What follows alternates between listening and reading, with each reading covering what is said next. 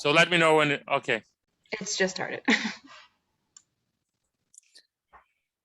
Hey, I'm here with Aaron Beam from the fantastic band Red Fang. How are you, Aaron? I'm quite well. How are you, Nando? I'm fine. It's great to be in touch again, and great that you guys are releasing a new album after what, 5 years? Is it because of the pandemic that it took you so long to release a new album? Oh, I thought you were going to say, like, how did you get a new album out so fast? Yes, no. Because I know you recorded in what was it, 2019? Yeah, so it was ready to go. It was supposed to come out early 2020, which I guess you could say is still 4 years, but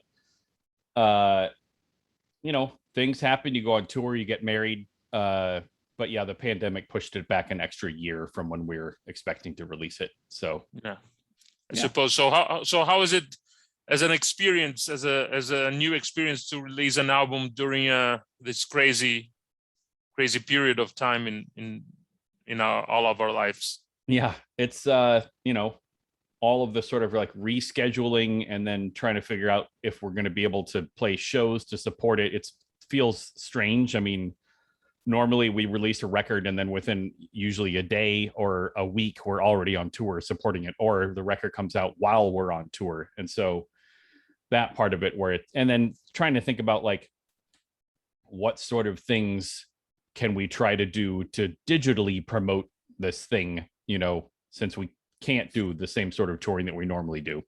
Like this. Yeah. Like what we're doing now. Yep. So not in-person interviews, or like we did this live stream thing last night that, you know, we probably never would have done that had it not been for the pandemic. Yeah, I was going to ask about that. How was it? Because I bought my ticket. I have to be honest, I completely forgot that was postponed to the 11th, but I read that it's possible to watch it. Yeah, it's sort of on, right? It's on a loop. You can go log in and watch it today and tomorrow, yeah. I think you guys did had a pretty good idea. Sorry to interrupt you, but because it was pretty fair price for people that can watch basically anything for free on YouTube.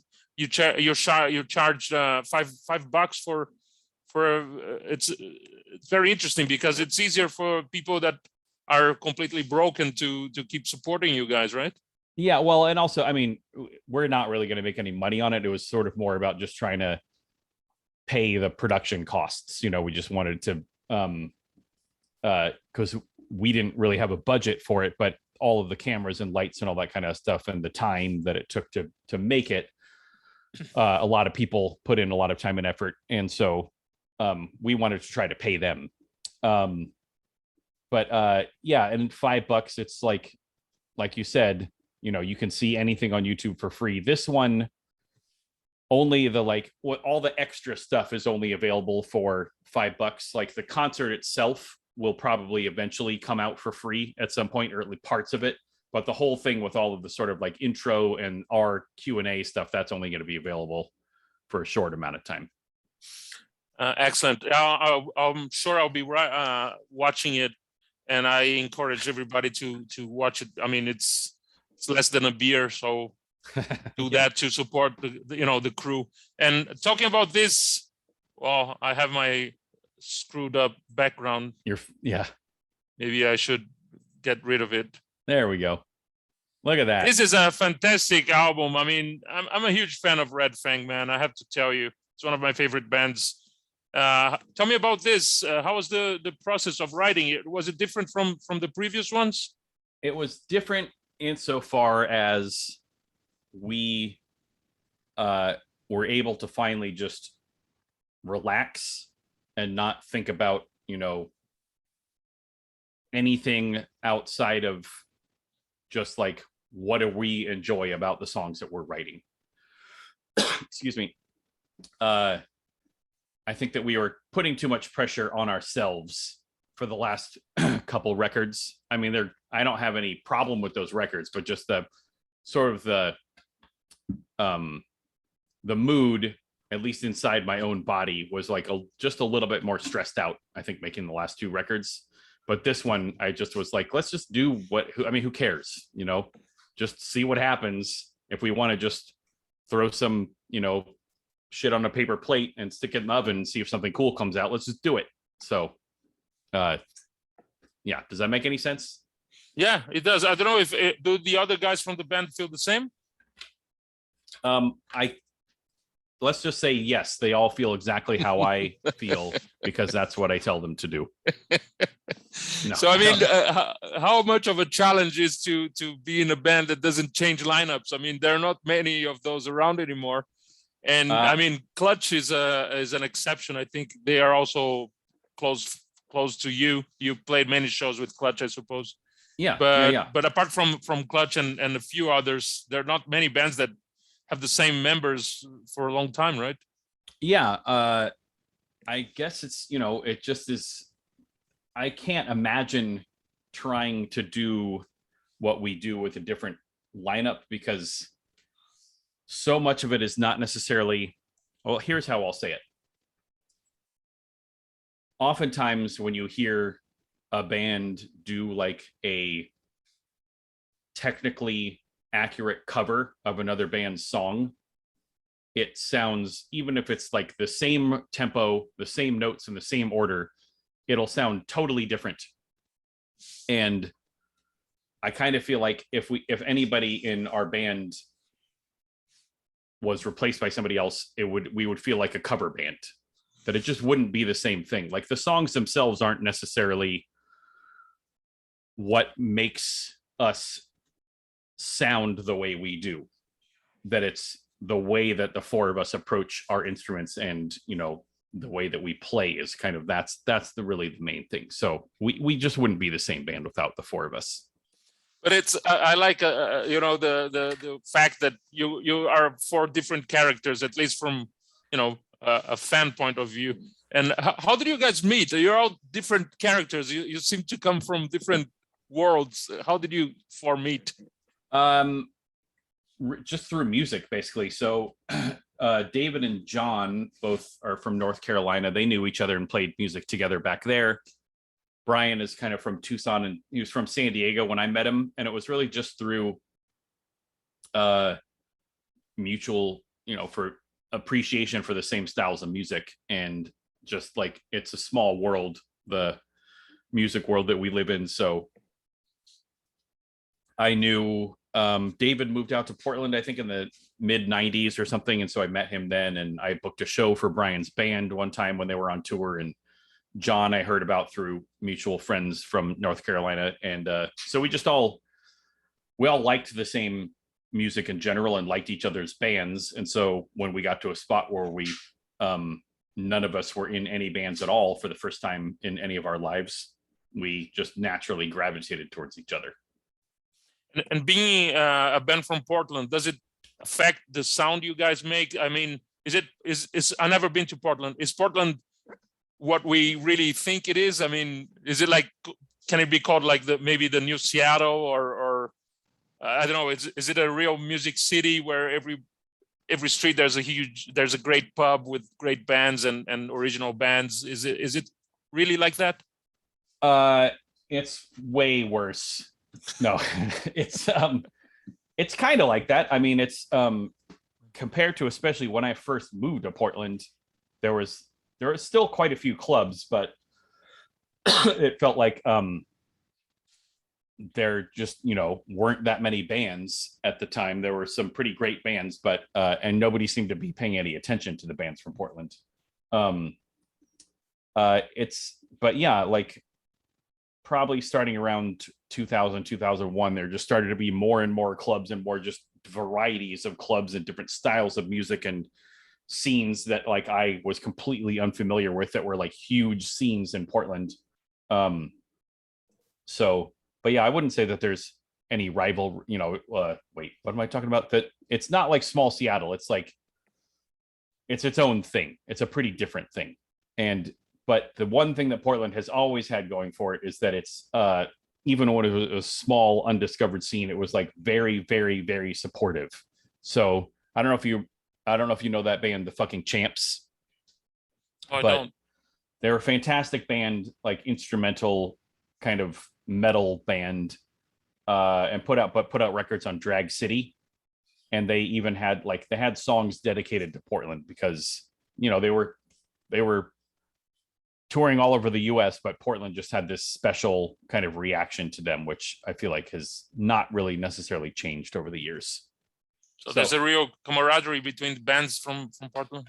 Yeah, I would say so. I would say the one that almost to a fault, like in the late 90s, people would support each other, you know, be super supportive of each other, even if they knew that, you know, like his band actually kind of sucks, you know, but then to his face, you'd be like, oh, you guys were awesome or whatever. So, but I think that that's actually helpful to get like people to just keep working on stuff and not just like, oh, well, screw this, I'm not good at it, I'll just quit. Like, just keep working on it. I think that's one of the reasons why, you know, Red Fang, I was like 33 or something when I started playing in Red Fang. And like, that's the time when a lot of people are like, oh, well, I guess I'm just going to hang up the guitar and, you know, or play in my bedroom or whatever.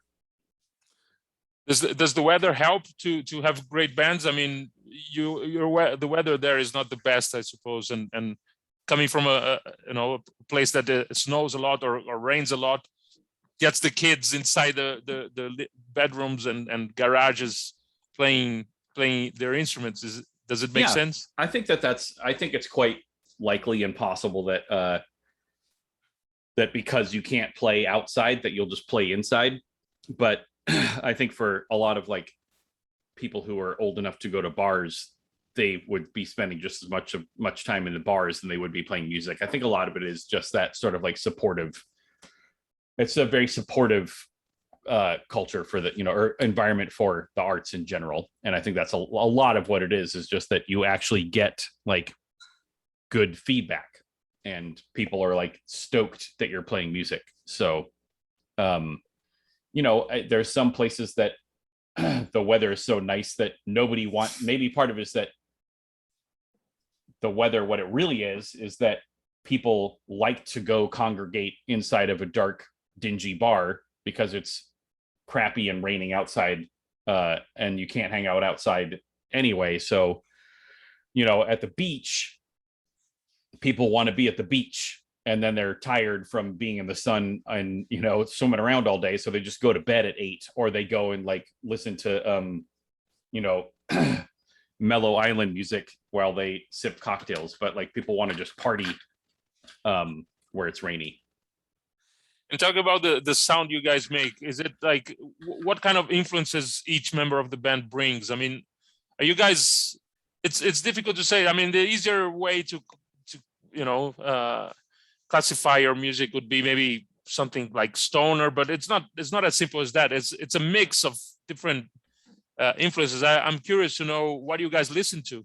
Yeah. I would say that like in super general terms that David kind of is like the most like kind of classic, you know, metal and rock kind of influence to the sorts of riffs that he writes and brings in. That I bring more of sort of like the most kind of like crappy pop elements, and you know, like then for me, like No Means No and I mean, I can list my influences that you could probably hear and then realize that like, oh, he's just stealing from all those bands.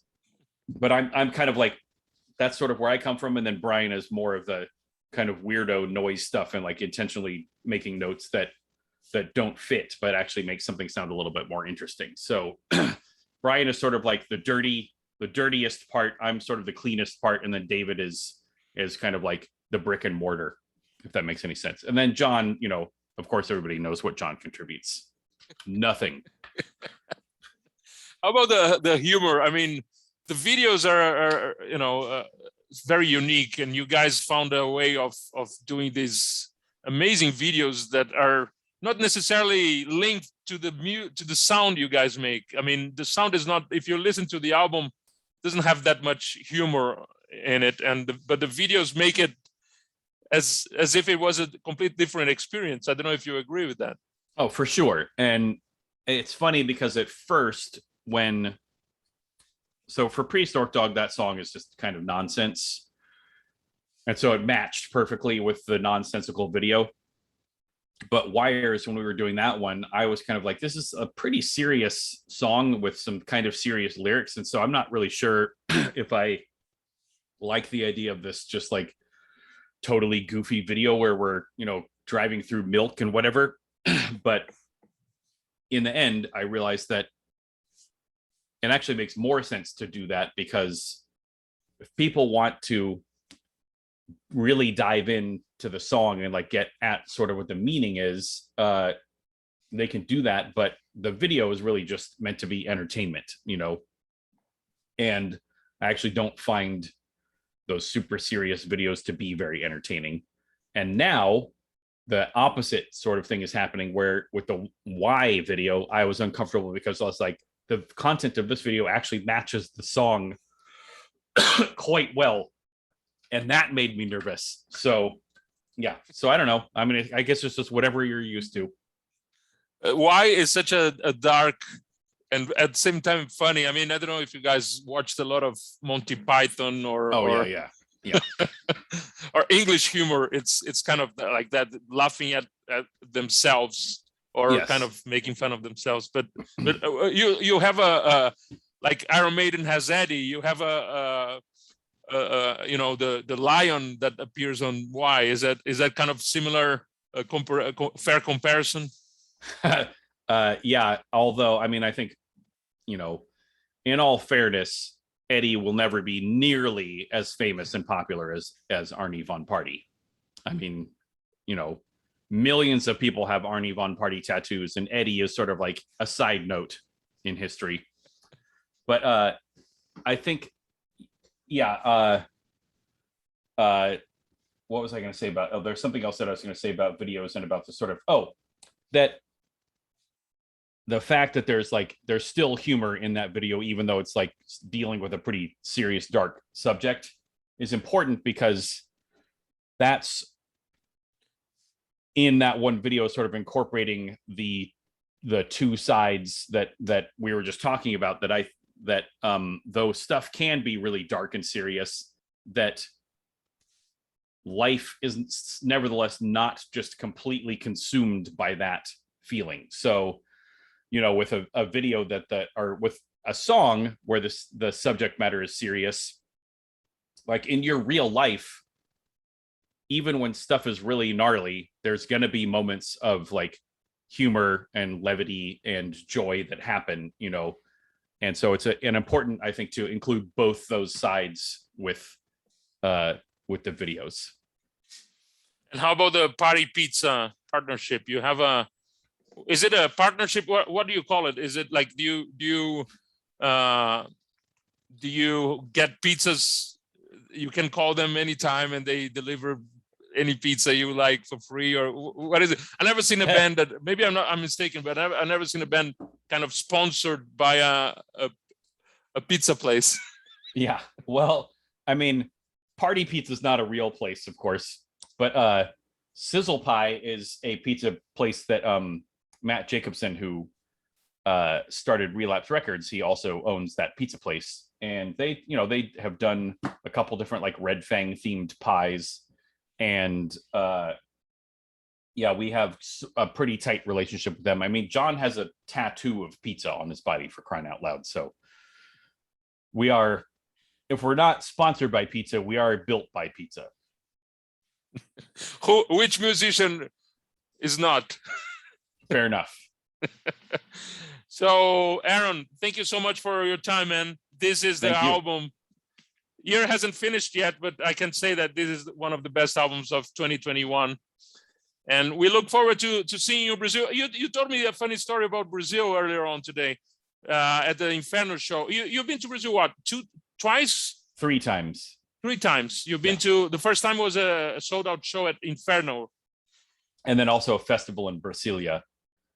And second time was the 2 shows for, I already forgot what it's called, Maximum Fest? No. And then that was sort of like, that was in 2017, and that set the stage for doing a headlining tour in 2018. So we'd love to come back and do more headlining shows, club shows, because that's where we were born was in the club. So yeah, hopefully soon. But I heard that there was a couple that met at the Inferno Club. They didn't meet at the club. Not a very romantic environment for a couple. Right. Well, they have a burning love for each other. Yeah. They didn't meet at the club. So she was at that show in 2012. And, as anyone who was at that show knows how amazing it was just on both sides. It's actually come up several times in interviews today that a couple of the people, I think 2 people that I talked to today were at that show. But so she had become like a big fan because of that show. And then she was just like on a dating app years later and kind of like scrolling through, and then found a guy who had a Red Fang patch on and was like, that's the guy that I want to connect with. And so they met through this dating app just because they both had a, mutual appreciation for Red Fang. I don't think he was at the Inferno show, but yeah, their bond was based on a mutual love of our band. That is a nice story for a new video, man. Yeah. Oh yeah, there you go. You have to tell Whitey about this. Maybe he gets inspired. Yeah. I like it. A romance video. We'll see where that goes. Aaron, thank you so much, man. Arrows available everywhere, even in Brazil on CD. And tell Brian, David, and John we're anxiously waiting for them. We're dying to see a show, especially a Red Fang show. Definitely will. Can't wait to get down there again. Thanks a lot, man. See you soon. All right. Good to see you. Cheers. Ciao.